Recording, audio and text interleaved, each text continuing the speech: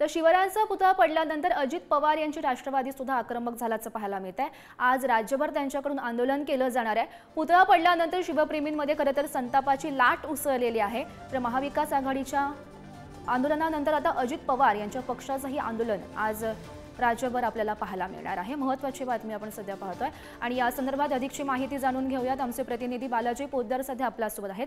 बालाजी, आपण पाहतोय आता अजित पवार यांची राष्ट्रवादी सुद्धा आक्रमक झाल्याचं पाहायला मिळत आहे। आज राज्यभर त्यांच्याकडून आंदोलन केलं जाईल। कोणकोणत्या ठिकाणी हे आंदोलन ते करणार आहेत? राज्यभरात राष्ट्रवादी शहरचे जे कार्यकर्ते ते आंदोलन करणार आहेत। पुण्यात SSPM जवळ जो छत्रपती शिवाजी महाराजांचा पहिला पुतळा आहे त्या ठिकाणी हे मूक आंदोलन होणार आहे। खरं तर शिवाजी महाराजांचा पुतळा कोसळल्यानंतर राज्यात एक संतापाची लाट होती आणि विरोधक आक्रमकपणे त्याचा निषेध व्यक्त करत होते। काल स्वतः अजित पवार यांनी महाराष्ट्राची जाहीर माफी याबद्दल मागितलेली होती।